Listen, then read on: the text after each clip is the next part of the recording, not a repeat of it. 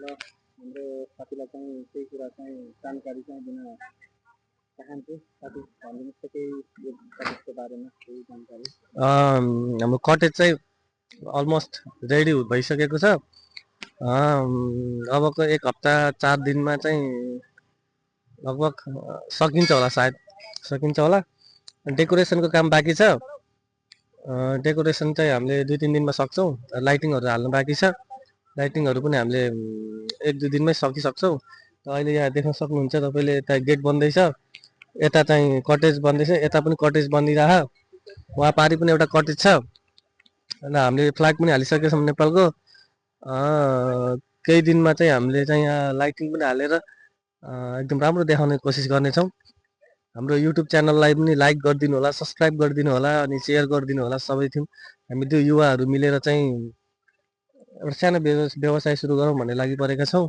सानो बजेटमा, लो बजेटमा नेपालमै के गरौँ भन्ने हेतुले हामीले यो चाहिँ बिजनेस स्टार्ट गरेका छौँ। बिजनेस स्टार्ट हुँदैछ। कतिको सक्सेस भइन्छ भन्ने कुरा चाहिँ त्यो त थाहा छैन, तर पनि गरौँ न भनेर आँटेका छौँ। र होप राम्रै हुनेछ। र हामीले सोचेको जुन प्लानिङ थियो त्यो प्लानिङ अनुसार काम पनि भइरहेको छ। हेरौँ अबको केही दिनमा चाहिँ हाम्रो सबै काम भ्याइन्छ होला सायद। अरू त के भन्ने हो र, हाम्रो च्यानललाई हेर्नु होला। हामीले मोर अपडेट चाहिँ हामीले दिँदै गर्नेछौँ। हाम्रो यो डे 2 हो। डे 3 मा पनि तपाईँहरूलाई हामीले देखाउनेछौँ। डे 4 मा पनि हामीले देखाउनेछौँ। प्रत्येक दिनको हामी भिडियोहरू तपाईँहरूलाई सेयर गर्नेछौँ।